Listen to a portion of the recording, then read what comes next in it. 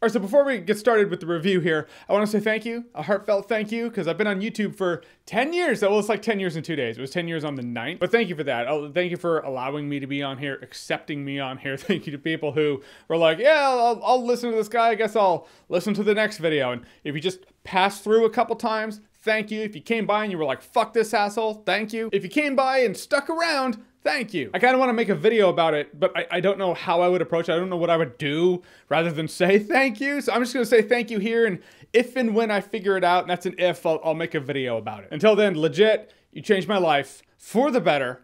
So thank you.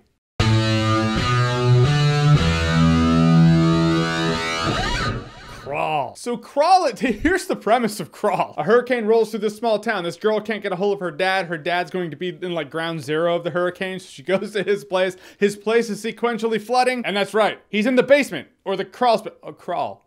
I just got that. A pretty big crawl space. So much so I'd call it a basement. Point is, there are alligators down there and they gotta survive it and escape them and try to go around them and they gotta outsmart the alligators. Yeah, it sounds like cheese. It sounds like it was gonna be hot fucking garbage. I was like, Sharknado, but with alligators and a hurricane. So Hurricane Gator. Hurrigator?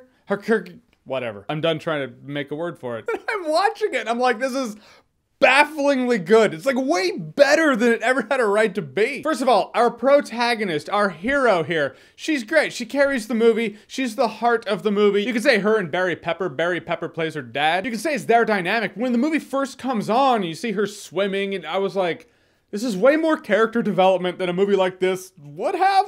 So I thought, and bring on the disaster movie with gators. And the cast list is pretty short, so that's all I really gotta address is her and him. But it was really intense too. Like, you know, she gets out of this crawl space, these alligators come, like I'm not a gator expert. I don't even know the difference between an alligator and a crocodile. I look at these, they look like crocodiles to me. I guess they're alligators. I can't stop to care too much because I'm enjoying the disaster movie. I was just baffled at how often in this movie I'm like, oh, come on, go, go, go, go, go, go, go. They're gonna kill you, they're gonna eat your leg. I never thought, I thought I would just be laughing in this movie. I went to this movie straight up looking for a comedy when I learned there was one other human being, one other life form in this auditorium other than myself. I was like, oh, this is gonna be fun. But now all it tells me is people aren't really going to see this movie, and that means a lot of people are missing out on a pretty enjoyable thriller. I like movies that just take place in one claustrophobic space and there's a big problem and they gotta solve it. And throughout the movie, there's just hurdles getting thrown at them. I mean, by hurdles, I mean hurdles. These two are ice skating uphill. It's like for every step they take forward, they get knocked 2 steps back. I do call bullshit. I'm not gonna say I don't call bullshit. I'm not just talking about, I don't know the difference between alligators and crocodiles. Is that how they act? I'm saying I call bullshit, and a couple times,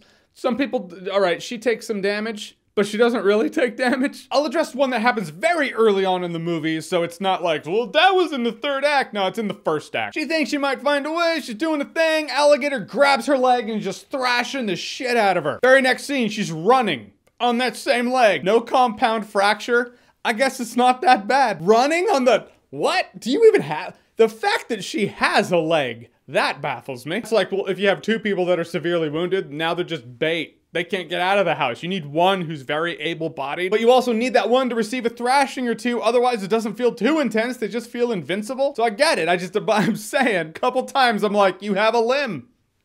That's unexpected. Because in the end, Crawl, it was very surprising. It was a legit, very effective, claustrophobic monster movie with alligators, not monsters. A couple of times I call bullshit. A couple of times you roll your eyes, you're like, all right, Hollywood. But it doesn't change the fact that I walked out of this movie having had a good time. No alcohol required. All right, so Crawl, have you seen it? What did you think about it? Or what's a thriller that you enjoyed that surprised the hell out of you? You're going into this thing going, all right, this is gonna be hot garbage, and you walk out going, wow, okay. It entertained me. Whatever it is, whatever you think, comment below, let me know. And as always, if you like what you've seen here and you want to see more, click right here to see more.